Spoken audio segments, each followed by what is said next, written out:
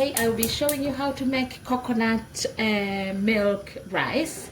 So I got my coconut milk there, and I'm going to use 1 tin because it's very thick, very creamy, and this is the best nicely cooked coconut milk rice, which it tastes really creamy and very yummy. So I'm going to measure this because I need to know the amount of water I'm using, and that includes the cream. So I've just got a cup from that tin, but there's still a bit more there, and I'll tell you why I'm doing that. So I'm going to top up that cup with water. I'm going to use water that I've just boiled, and that's another cup in there, mug. It's about 200 ml mug. A third mug, and then I'll add half of that. So that is 3.5 mugs of water. I'm going to put in some salt to taste. I will not tell you how much salt to put because it depends on how much salt you like. I will cover that. My hob is on now, and I'll just cover that until it boils, and then I'll be adding my rice, and I'll tell you what I got here. So I'm using pure original basmati rice, which is gluten-free. You don't have to go gluten-free if you just like normal rice. Actually, I just grabbed this and I was so happy to find that it's gluten-free because that's good for me anyway.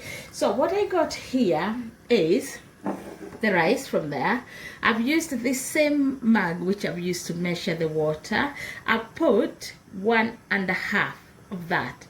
So I'm going twice the amount of rice I've measured and a half of that mug. So I've done 1.5 in there. I put we are still waiting for that to boil, and in there I put 3.5 mugs, and that just gives you enough water to cook your rice. So this is the deal. If you're making rice and you want your rice to cook nicely, come out grain after grain, like single grains and not overcooked.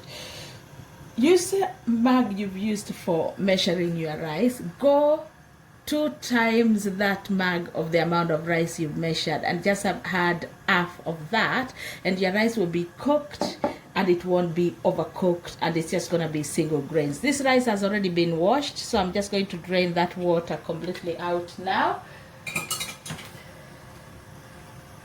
and we're just waiting for our water to boil.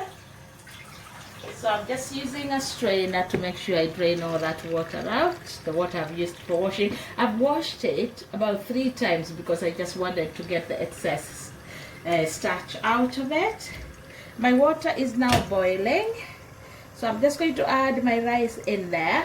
I've already put salt in. Put the amount of salt you like for your own tasting.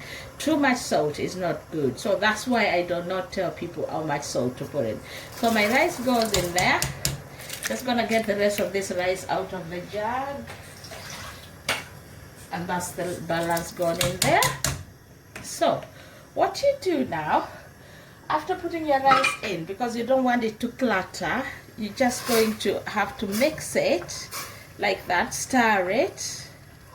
I like using the wooden spoons because they are healthier for you, because especially when they are going to heat, because plastic is not good using on heat, not unless it's BPA free. So I'm just going to cover that to wait for that rice to boil. As soon as that boils again, then I'm going to simmer it and leave it to cook until all the water dries. I'm not going to dry it so much, but I just want it nicely moist rice which is well cooked. So let's have a look.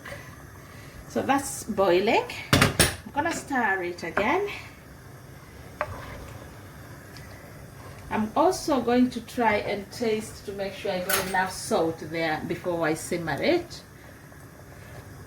So I got enough salt in there for my liking.